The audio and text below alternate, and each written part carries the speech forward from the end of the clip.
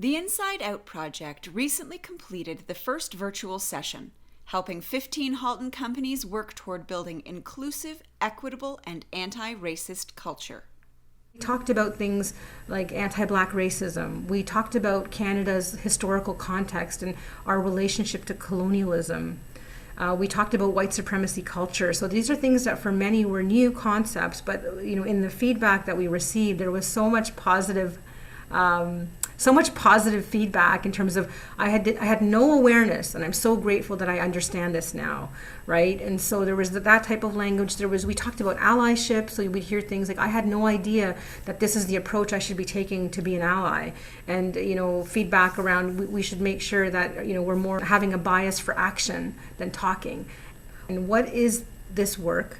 What is my work as an individual leader, and what is our work as a team? And what do we want to do in terms of a legacy for our organization? Like, if we look at who we serve, do we represent the community? Or are we really only serving a certain segment of the population? And are we curious about why others aren't here? Participants were asked to send teams made up of staff members from all levels of the company.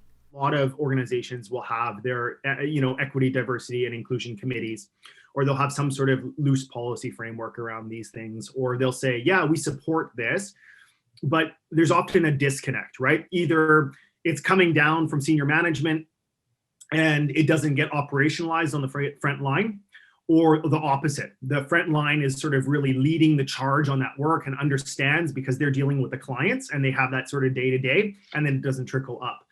So that model of sort of ensuring there's sort of a cross-section of participants, I think, is vital. I think the biggest barrier to this work is people are afraid of making mistakes. They're petrified of getting called out for, perhaps not doing the right thing. So the intention was to create a baseline education and capacity for this work, to come out of this process with an anti-racism or EDI team, and also to have a baseline, one-page action plan.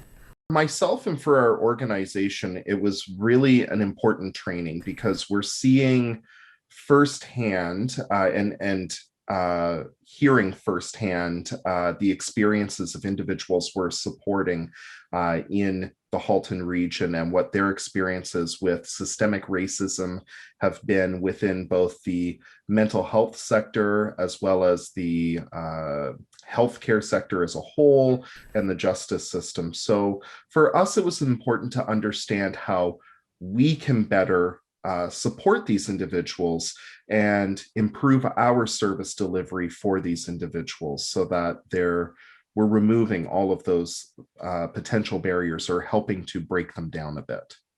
They've partnered with McMaster University to create a comparative case study a year after the project's completion. I want the success of this to be about the 15 organizations that had the courage and the leaders that stepped up and the ways they're holding themselves accountable. That is something for me as someone who designed the experience, and it was a very humbling journey to see how people were willing to make themselves vulnerable. Just to see that openness, I think for me as someone who lives in this community, who is raising daughters here, to think about how this might ripple out to people's experiences a year from now, or maybe even shorter, is really amazing. Reporting for Halton News, I'm Nikki Wesley.